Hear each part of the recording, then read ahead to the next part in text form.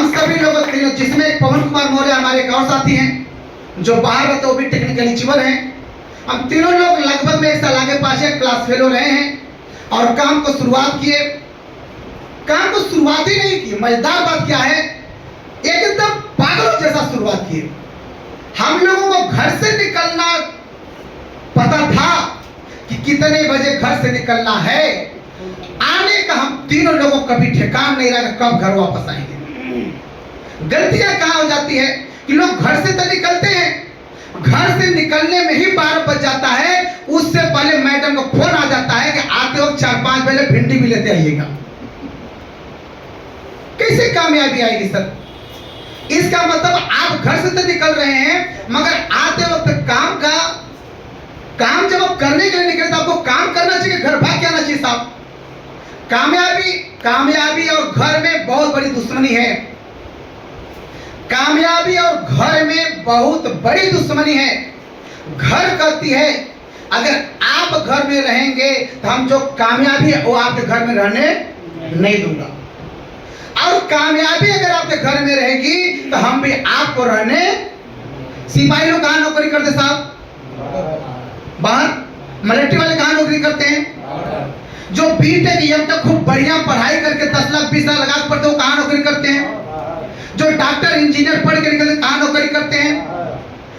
सब लोग कमासुद कामयाब व्यक्ति बाहर काम करते हैं, और आज से वाले अपने पत्नी का गरम गरम हाथ का रोटी खाने के लिए दोनों टाइम घर में रहना पसंद करते हैं।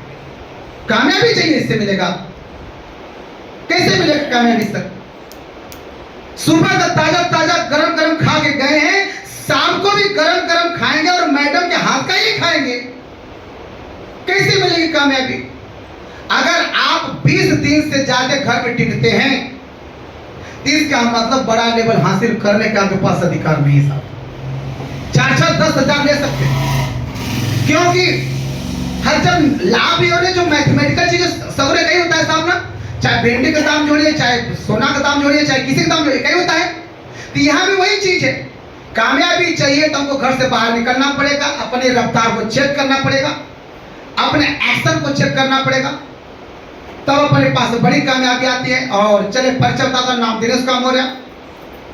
इस बिजनेस में आने से पहले student life, Mahatma Gandhi Kashi university से एमए इकोनॉमिक्स और बीएड एंट्रेंस क्वालिफाई हो, एडमिशन कराने गया था विद्यापीठ के अंदर, मगर उसी समय सीनियर का फोन आता, मैं काउंसलिंग कराते समय घर से स्कूल से बाहर निकल गया। घर गया, घर वालों को तमन्ना नहीं कि लड़का बीएड कर लेगा तो अच्छा करके नौकरी चाह मिल जाएगा, कि अच्छा हम लोग को भी जीवन बीतेगा। घर वाले जो माता पिता हैं उनका भी सोच सही था कि हर माँ बाप सोचता कि मेरा लड़का मास्टर डॉक्टर इंजीनियर बने, ये सारों साहब उनकी सोच सही रही, मगर मैंने एडमिशन नहीं लिया। घर में आके बहाना करके बताना पड़ा कि मेरी मार्कशीट कहीं खो गई। मेरे जीजा जी जैसे ही पता चला मेरे रिलेटिव वाले लोगों को, और तुरंत मेरे जीजा जी हैं आरटीओ हैं, प्रेजेंट टाइम इलाहाबाद में राजेश कुमार मौर्य आरटीओ मेरे जीजा जी हैं। उस टाइम नई उनकी पोस्टिंग हुई थी, बोले जाइए आप तमस से बेसिक अधिकारी जो वाराणसी में है, आप जाइए, आपको हाथों हाथ 2 घंटे के अंदर मिल जाएगा। हम जिस चीज हम पीछा छुड़ा रहे थे मालूम पड़ा लोग दिलवाई देंगे मतलब। मगर आनंद फान ने बताया कि समय बीत गया और घर वालों को दबा हुआ। नेक्स्ट ईयर 1 साल के बाद मैंने फिर बीपीएड का मैंने फॉर्म भरा और मैंने क्वालिफाई किया, एडमिशन कराया, और 4-5 दिन क्लास करने के बाद फिर मैंने उसको फिर छोड़ दिया। क्यों छोड़ दिया? क्योंकि यही चीज है कि जब किसी चीज पे, जब आपके अंदर कोई चीज चली जाती है तो फिर वो चीज आपको कोई निकाल नहीं सकता। और आज तक हमारे अंदर ऐसी चली जा चुकी थी कि घर वाले बार बार दबाव डालने के बाद भी कुछ कर नहीं पाए। फिर नतीजा निकला कि 30-40 हजार नुकसान करने के बाद मैंने छोड़ दिया और कार्य से फुल टाइम आशा निकल काम करने लगा। जब मैंने इस बिजनेस को साइकिल से स्टार्ट किया, इसलिए थोड़ा सा 5 मिनट परिचय दूंगा, इससे आपको रिलेट करने का मौका मिलेगा। मैंने इस बिजनेस को साइकिल स्टार्ट किया, उस क्षेत्र में 20 से लेकर 10 किलोमीटर, 20 किलोमीटर, 30 किलोमीटर दूरी तक चाहे जहां भी प्रोग्राम होता था, उस प्रोग्राम में बड़े आराम से साइकिल से हम पहुंच जाते थे। बनारस से प्रोग्राम होता था, हमारे घर से 26 किलोमीटर दूर है। मैं उस हाल में तब कई बार पहुंचा हूं जब गेट का ताला भी नहीं खुला था। मेरे अंदर एक बराबर जिज्ञासा जगी रहती है, जो भी प्रोग्राम जहां भी होता है, 6 बजे का टाइम है, उससे 1 घंटा पहुंचने का मेरा टारगेट बना रहता है।